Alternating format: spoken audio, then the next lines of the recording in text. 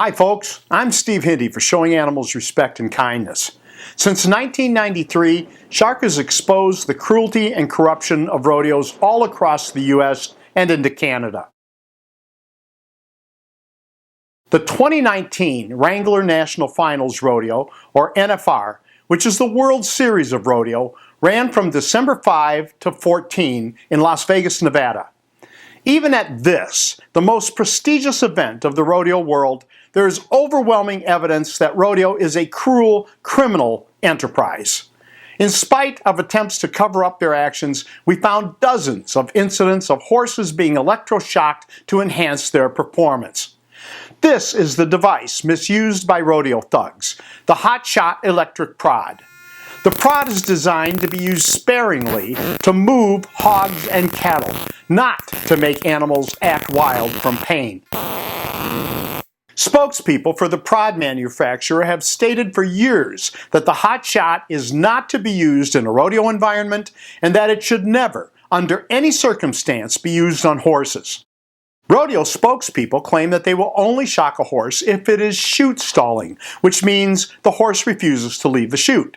This is obviously a lie, as you can see in these clips. These horses are not stalling at all, but they are being shocked.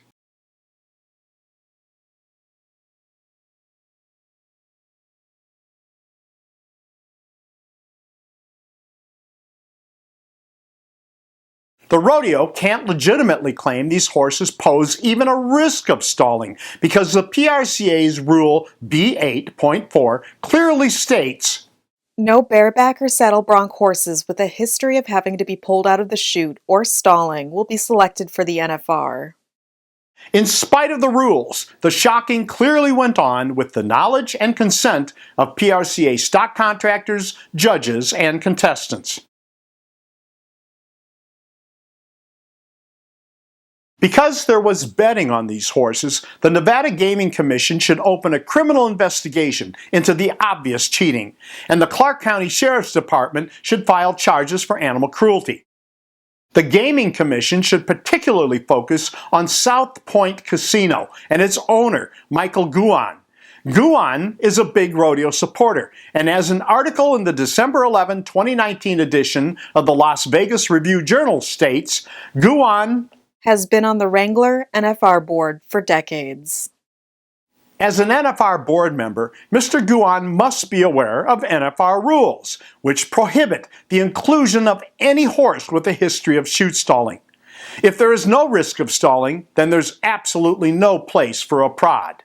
And as a casino owner, Mr. Guan must be aware that using a performance enhancer like electric shock on some of the horses is cheating.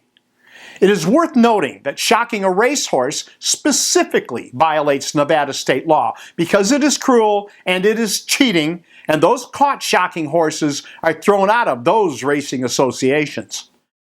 Las Vegas wants rodeo money badly, and so Las Vegas businesses, especially the casinos, as well as Las Vegas government and law enforcement, sold out to the phony cowboys of rodeo years ago. Unfortunately, Las Vegas media sold out the very same way. Journalism be damned.